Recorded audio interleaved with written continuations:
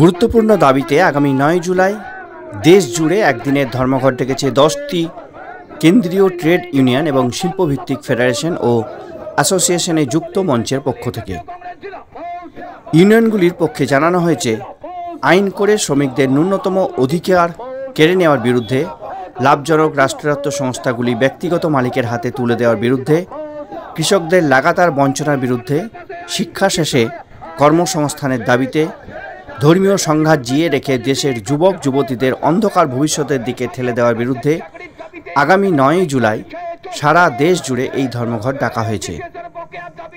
ধর্মঘটে সামিল হচ্ছে আইএনটিইউসি, সিটু, AITUC, HMS সহ দেশের 10টি কেন্দ্রীয় শ্রমিক সংগঠন। ইতিমধ্যে দুর্গাপুর শিল্পনগরীতে এই ধর্মঘটের প্রচারে নেমেছে আইএনটিইউসি, সিটু। সোমবার দুর্গাপুর স্টিল প্ল্যান্টে ডিএসপি মেন গেটের সামনে ধর্মঘটের সমর্থনে এক স্লোগান শাউটিং কর্মসূচি পালন করে।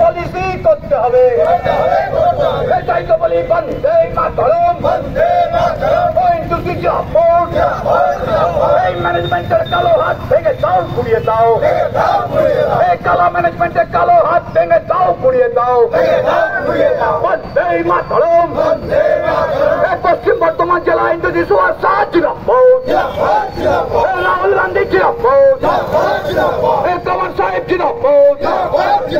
রাহুল গান্ধীর নেতৃত্বে সারা ভারতবর্ষের শ্রমিক কৃষক এক হও, মেহনতি মজদুর। স্থানীয় বেকারদের চাকরির দাবিতে আমাদের লড়াই চলছে, চলবে। স্থানীয় বেকারদের চাকরির দাবিতে আমাদের লড়াই চলছে, চলবে। আইএসপি দুর্গাপুর এবং এসটিলে কনভেন্টের দাবিতে, কম্পেনসেশনের দাবিতে লড়াই চলছে, চলবে। স্থানীয় বেকারদের চাকরির দাবিতে আমাদের লড়াই চলছে, চলবে। মিনিমাম 24,000 টাকা বেসিকের দাবিতে আমাদের লড়াই চলছে, চলবে। এই 9,000 টাকা পেনশনের দাবিতে আমাদের লড়াই চলছে, চলবে। ডিসইনভেস্টমেন্ট মানছি না, মানবো না। ডিসইনভেস্টমেন্ট মানছি না, মানবো না।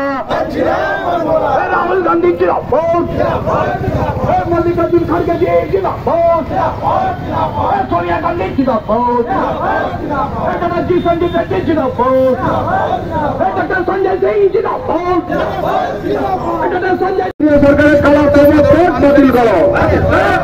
এই শ্রমিক বিরোধী কোড মানছি না, মানবো না।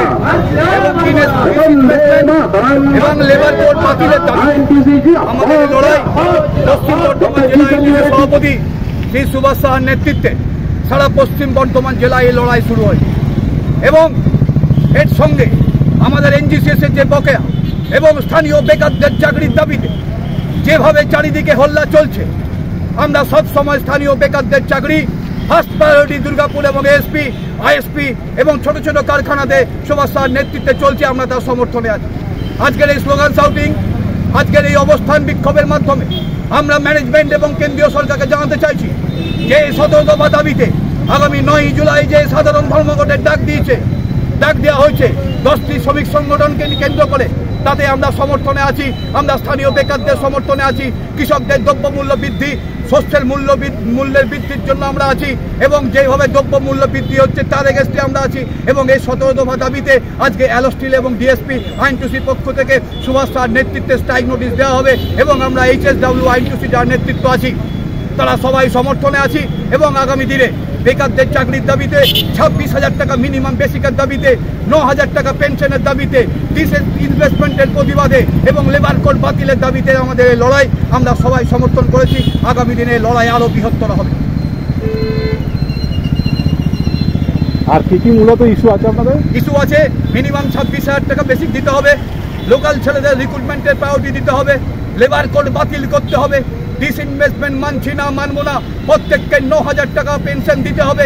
আমরা কৃষকের যে শস্যের মূল্য দিতে হবে এবং একতরফা কোনো সিদ্ধান্ত যেভাবে রাজ্যসভায় যেভাবে সংসদে এবং রাজ্যসভায় যেভাবে একতরফা মোদীজি পাস করছেন সেটা আমরা ঘোর বিরোধিতা করেছি। আমরা বলেছি বিরোধী দলকে সমর্থন করে সম্মান জানিয়ে যা কিছু আইন আনতে হবে, এইসব জিনিস আমরা মানছি না, মানব না। আপনার নাম? আমার নাম রজত দীক্ষিত, আমি Hindustan steel workers union general secretary, এবং আমার সঙ্গে আছেন পশ্চিম বর্ধমান জেলা আইনজীবী সভাপতি সুভাষ সাহা মহাশয়, দীপঙ্কর দুবে, ওয়ার্কিং প্রেসিডেন্ট পরেশ সাহা, পরেশ কর্মকার এবং প্রদীপ দত্ত, আমাদের বিপ্লব, আমাদের লক্ষণদা, আমাদের উজ্জ্বল রুইদা, সবাই আমরা একসঙ্গে এসেছি। লোকাল যারা লোক তারাও একসঙ্গে এসেছি এবং সমস্ত HSW নেতৃত্ব এখানে আছেন, কন্ট্রাক্টর ভাইরাও আছেন। বন্দে মাতরম। 9 জুলাই ভারত বন্ধ সফল করুন।